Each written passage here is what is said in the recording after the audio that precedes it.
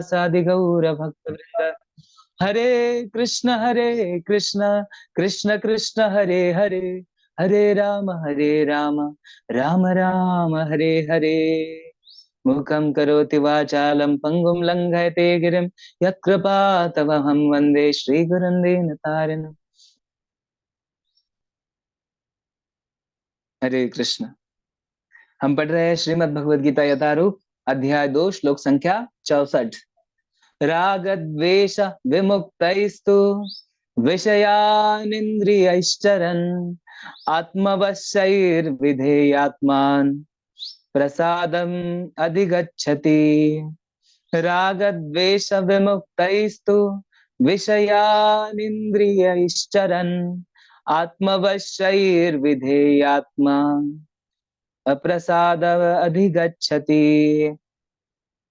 अनुवाद तथा तात्पर्य श्रील प्रभुपाद द्वारा। श्रील प्रभुपाद की जय। किंतु समस्त राग तथा द्वेष से मुक्त एवं अपनी इंद्रियों को संयम द्वारा वश में करने में समर्थ व्यक्ति भगवान की पूर्ण कृपा प्राप्त कर सकता है। भगवान अर्जुन को कह रहे हैं, हमने देखा 62 और 63वें श्लोक में भगवान ने कहा कि वास्तविकता में इंद्रिय संयम किसकी नहीं रहती, जो हमेशा इंद्रिया के विषयों के बारे में ध्यान करते रहता है, चिंतन करते रहता है। तो चिंतन से क्या होता है, जैसे वह इंद्रिय विषयों के बारे में चिंतन करता है, चिंतन से आसक्ति बढ़ती है, आसक्ति से फिर काम आता है, और काम पूर्ण न हो जाए तो उसका रूपांतर क्रोध में हो जाता है। क्रोध जैसे ही हावी हो जाता है तो क्या होता है, क्रोधात् भवति सम्मोह। हम सम्मोहित हो जाते हैं, मोहित हो जाते हैं, और हमारी सद विवेक बुद्धि काम करना बंद कर जाती है ना। क्रोधात् भवति सम्मोह, सम्मोहात् स्मृति विभ्रमा, स्मृति भ्रंशात् बुद्धिनाशो, बुद्धिनाशात् प्रणश्यति। ऐसे व्यक्ति का वापस पतन होता है। लेकिन भगवान कह रहे हैं कि ऐसा व्यक्ति जो समस्त राग तथा द्वेष से मुक्त है एवं अपनी इंद्रियों को संयम द्वारा वश में करने में समर्थ है, ऐसा व्यक्ति भगवान की कृपा प्राप्त कर सकता है। जो राग द्वेष से मुक्त है और अपने इंद्रियों को संयमित करता है। तात्पर्य में श्रील प्रभुपाद जी बताते हैं कि यह पहले ही बताया जा चुका है कि कृत्रिम इंद्रियों पर बाह्य रूप से नियंत्रण किया जा सकता है, किंतु जब तक इंद्रियां भगवान की दिव्य सेवा में नहीं लगाई जाती तब तक नीचे गिरने की संभावना बनी रहती है।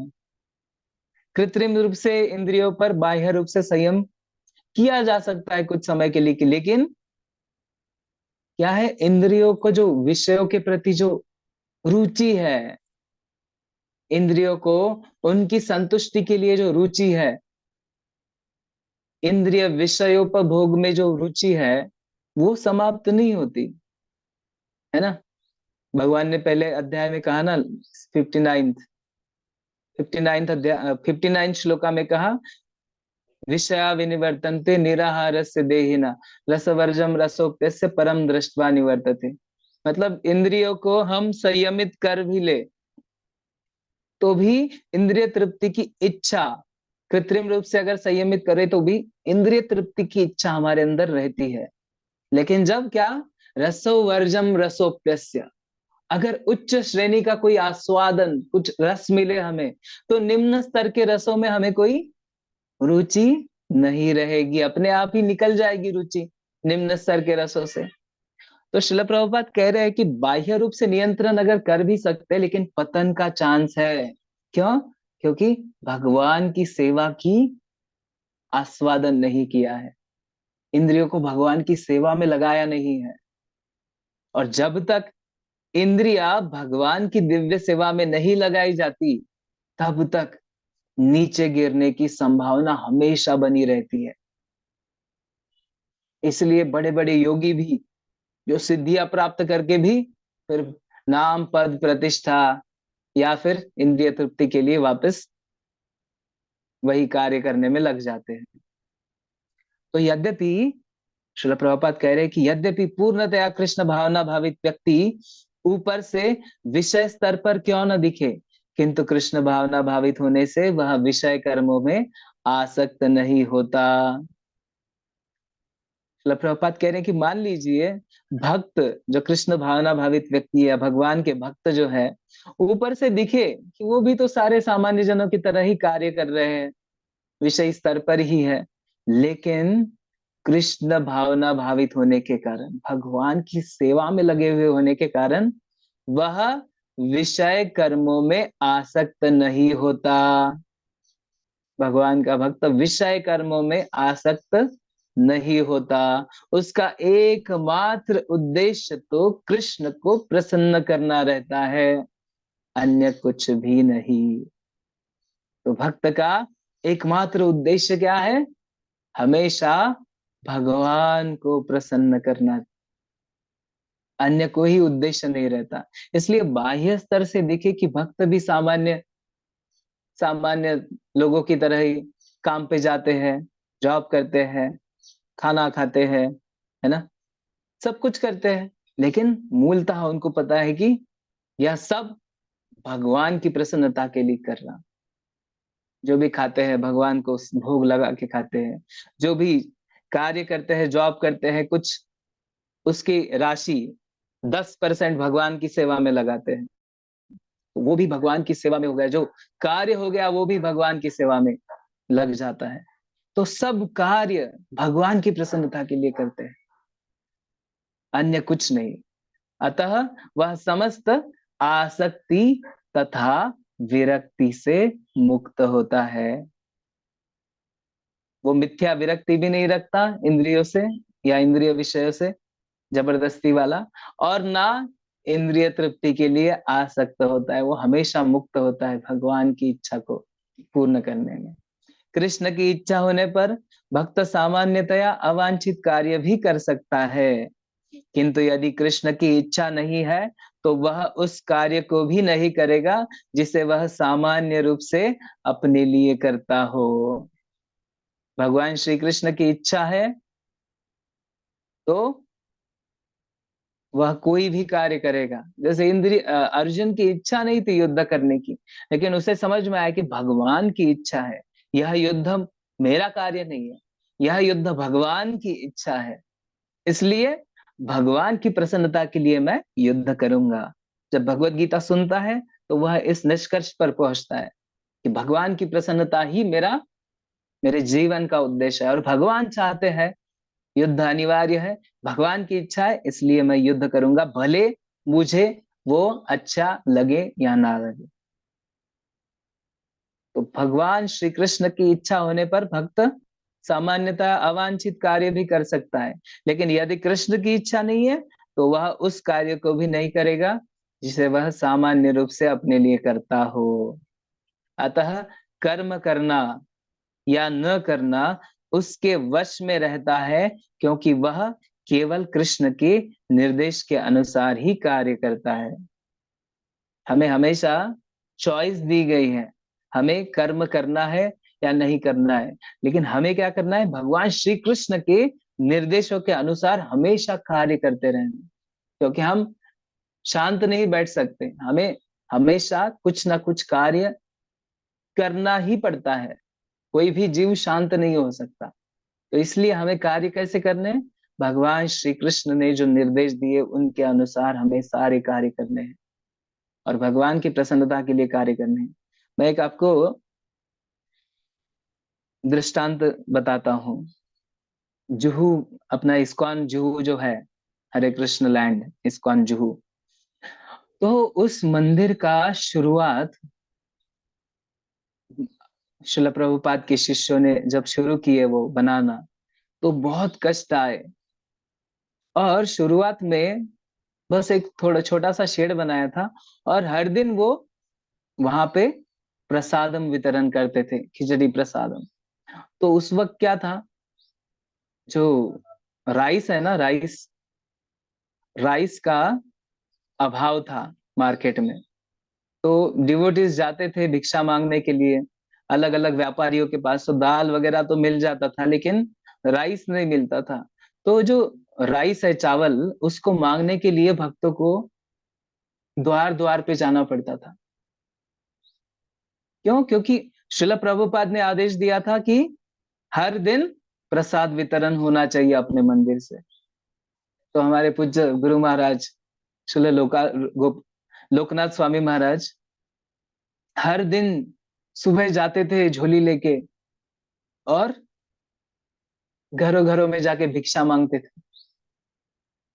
कोई व्यक्ति दरवाजा मुंह पे बंद कर देता था, कोई व्यक्ति कुत्ते छोड़ता था, लेकिन मेरे गुरु का आदेश है और यह भगवान की सेवा है कि प्रसाद वितरण होना चाहिए सबको।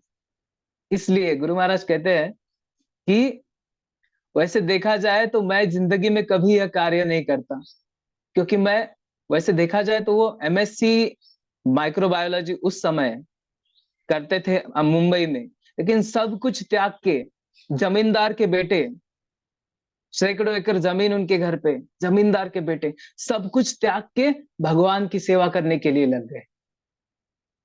और वहां जाके क्या कर रहे हैं? महाराज कहते हैं कि मैं मुंबई की सड़कों पे एक भिक्षुक बन गया। क्यों? अगर मेरे गुरु की आज्ञा है तो मेरे गुरु की आज्ञा है, इसलिए मैं भिक्षुक बन गया। और वो भिक्षा मांग मांग के श्रील प्रभुपाद और भगवान की प्रसन्नता के लिए जो प्रसाद वितरण है उसमें भाग लेते थे।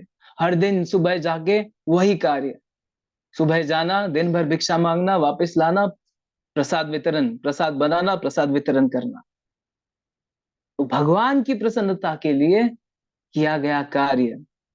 वैसे देखा जाए तो वो कभी नहीं करते, जरूरत भी नहीं थी। वैसे ही टेम्पल प्रेसिडेंट उस वक्त की गिरिराज स्वामी महाराज, गिरिराज स्वामी महाराज स्वयं न्यूयॉर्क के जो सबसे बड़े न्यायाधीश है ना, उनके एकमात्र बेटे थे। न्यूयॉर्क के सबसे बड़े न्यायाधीश के एकलौते बेटे। उनको कुछ कमी नहीं थी, और वो यहाँ आके मुंबई में टेंट में रहते थे। टेंट, अपना प्लास्टिक का टेंट लगा के, शुरुआती दिनों में अंदर चूहे घुसते थे, कभी सांप निकलते थे, कभी मेंढक निकलते थे। ऐसी अवस्था में रहे हैं भक्त।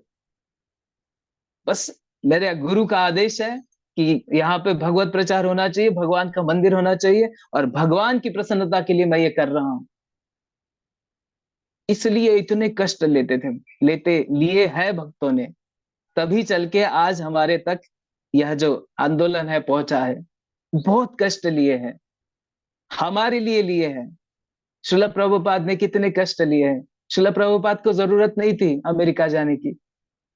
श्रील प्रभुपाद को इतने कष्ट लेने की कोई जरूरत नहीं थी। श्रील प्रभुपाद को तो खुद शुद्ध भक्त थे और वृंदावन में वास था।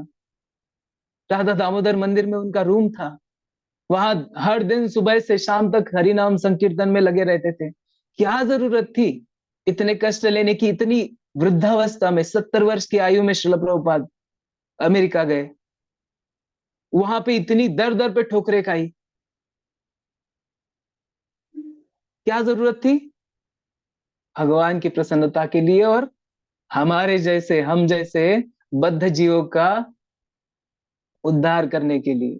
श्रील प्रभुपाद ने अगर कष्ट नहीं लिए होते, वर्तमान आचार्य वृंदों ने अगर कष्ट नहीं लिए होते, तो अभी हमारे पास भक्ति आती ही नहीं, हमारे पास भक्तों का संग आता ही नहीं, हमारे पास सुंदर सेंटर होता ही नहीं, हमें भगवान के प्रसाद का महत्व पता ही नहीं चलता, हमें जगन्नाथ जी भी पता नहीं चलते। तो वास्तविकता में भगवान की इच्छा है, इसलिए कष्टमय भी क्यों ना हो वो कार्य हम करेंगे।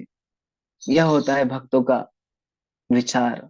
तो हमेशा भगवान की प्रसन्नता मेरे जीवन का एकमात्र लक्ष्य है। तो हमें अपने कार्यों में, हमें अपना जीवन ऐसे बनाना है कि जैसे कार्यों में, परिवार में, हमेशा हम खुद भगवान की प्रसन्नता के लिए कार्य करें, और अन्यों को अपने उदाहरण से प्रेरणा दे।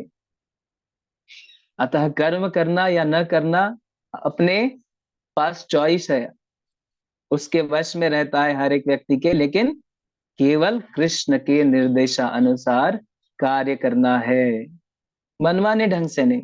भगवान श्री कृष्ण ने, श्रील प्रभुपाद ने, गुरुओं ने जो निर्देश दिए हैं उसके आधार पे कार्य करना है, मनमाने ढंग से नहीं।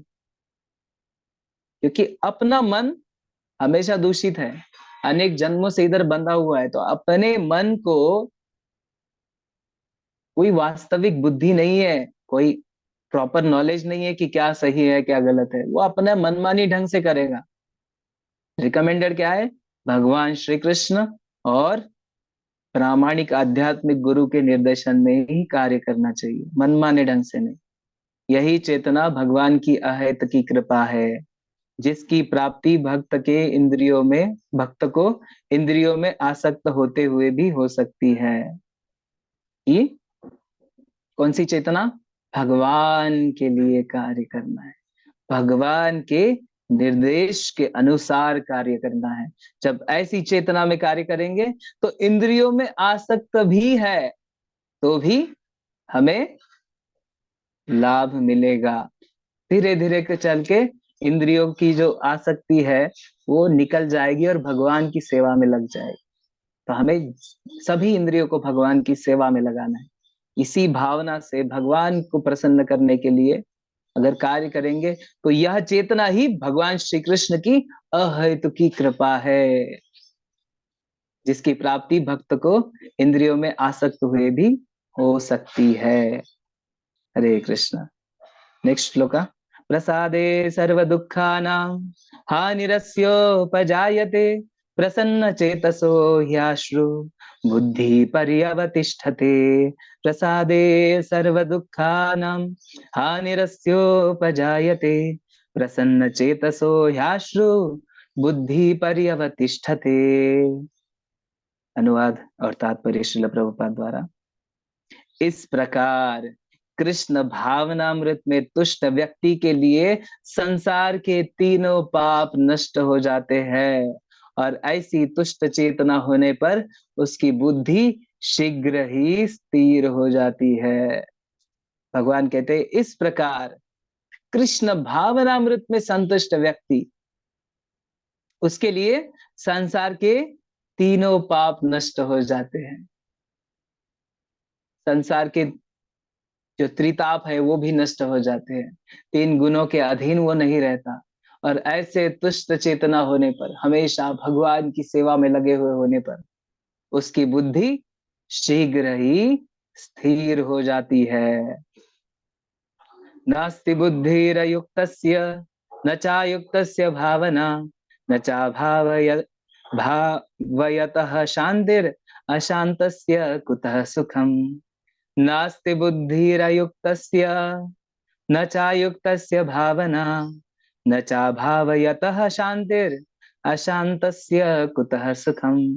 भगवान कह रहे हैं कि जो कृष्ण भावनामृत में परमेश्वर से संबंधित नहीं है, उसकी बुद्धि, उसकी न तो बुद्धि दिव्य होती है और न ही मन स्थिर होता है, जिसके बिना शांति की कोई संभावना ही नहीं है।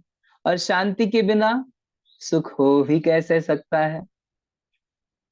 भगवान कह रहे हैं कि जो व्यक्ति कृष्ण भावनामृत में नहीं है लगा हुआ, भगवान श्री कृष्ण की भक्ति में, भगवान श्री कृष्ण की प्रसन्नता में नहीं लगा हुआ है, जो कृष्ण भावनामृत में परमेश्वर से संबंधित नहीं है, उसकी न तो बुद्धि दिव्य होती है, ना उसकी बुद्धि दिव्य होती है, ना उसका मन कभी स्थिर होता है। मन हमेशा चंचल रहता है, और मन स्थिर नहीं है तब तक शांति की कोई संभावना ही नहीं है। और जब तक शांति नहीं तब तक सुख कैसे मिलेगा भाई? वास्तविकता में शांति तो सुख है ना। तो श्रील प्रभुपाद कहते हैं कि कृष्ण भावना भावित हुए बिना शांति की कोई संभावना ही नहीं हो सकती। कृष्ण भावनामृत के बिना शांति संभव ही नहीं है। अतः 5वें अध्याय में 29वें श्लोक में इसकी पुष्टि की गई है कि जब मनुष्य यह समझ लेता है कि कृष्ण ही यज्ञ तथा तपस्या के उत्तम फलों के एकमात्र भोक्ता है और समस्त ब्रह्मांड के स्वामी है तथा वे समस्त जीवों के असली मित्र है, तभी उसे वास्तविक शांति मिल सकती है। अतः यदि कोई कृष्ण भावना भावित नहीं है तो उसके मन का कोई अंतिम लक्ष्य नहीं हो सकता। मन की चंचलता का एकमात्र कारण अंतिम लक्ष्य का अभाव है। तो शांति क्या है? वास्तविकता में शांत कौन हो सकता है? श्री भगवान ने 5वें अध्याय के 29वें श्लोक में इसकी पुष्टि की है, जिसे शांति का सूत्र कहा जाता है। शांति का सूत्र, पीस फॉर्मूला, पीस फॉर्मूला कहा जाता है 5.29 नंबर के श्लोका को। तो वहां पे भगवान कहते हैं कि भोक्तारम यज्ञ तपसाम सर्वलोकम महेश्वरम सुहृदम सर्वभूतानाम ज्ञात्वा माम शांति रक्षति। भगवान कहते हैं कि मैं श्री कृष्ण सभी यज्ञ तथा तपस्या के फलों का एकमात्र भोक्ता हूं। मैं भगवान श्री कृष्ण ब्रह्मांड का स्वामी हूं, एकमात्र स्वामी। तो भगवान श्री कृष्ण क्या है?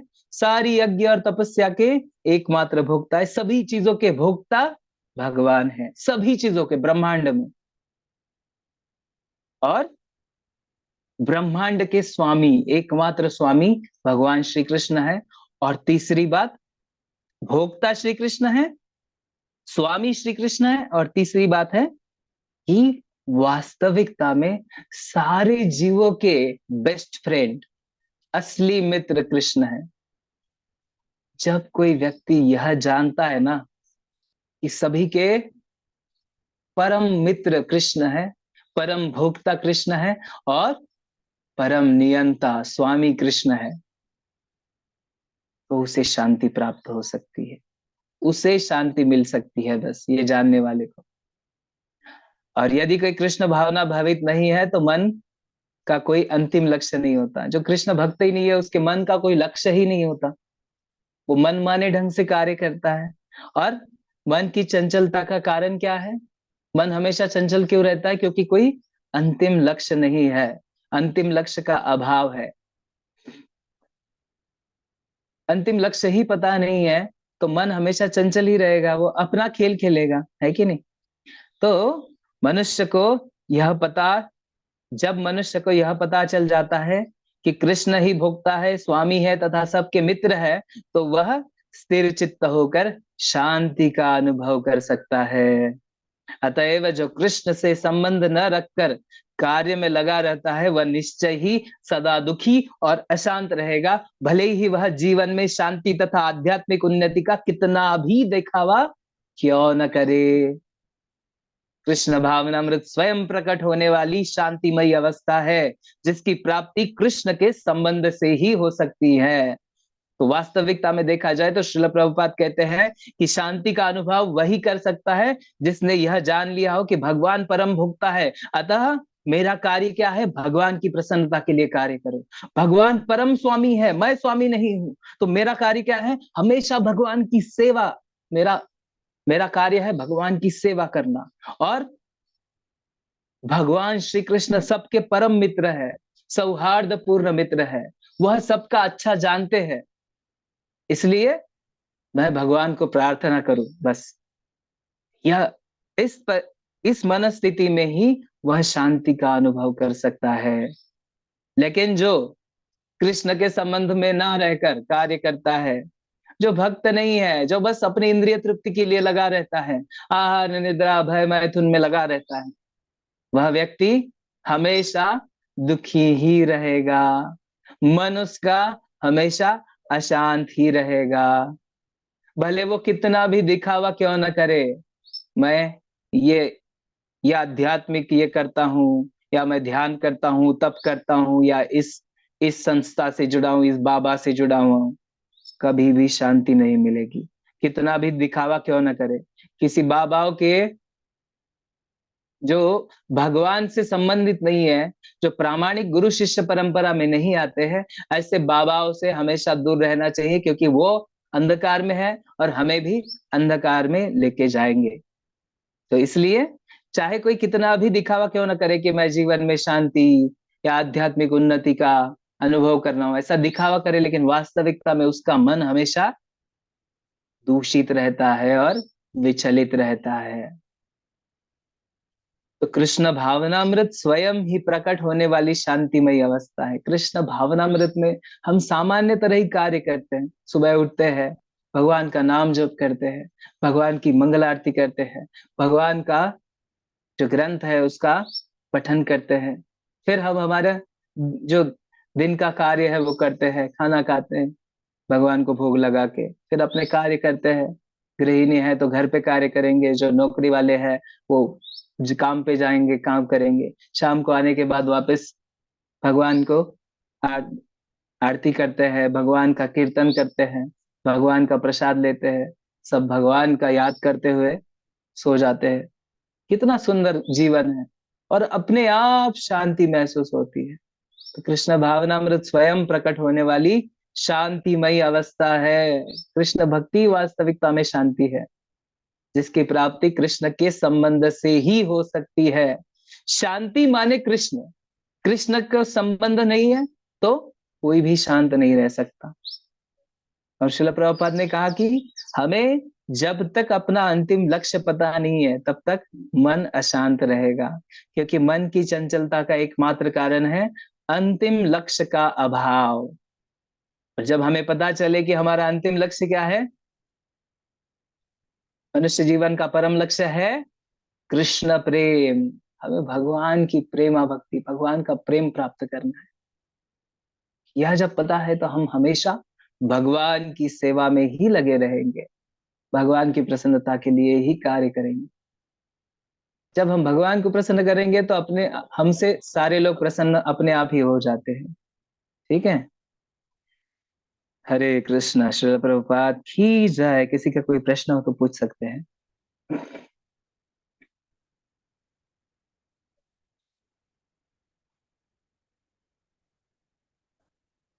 ओके, हम लोग रुकते हैं फिर यहाँ पे। श्रील प्रभुपाद की जय, अनंत कोटि वैष्णव वृंद की जय, निताय गौर प्रेमानंदे, हरि हरि बोल।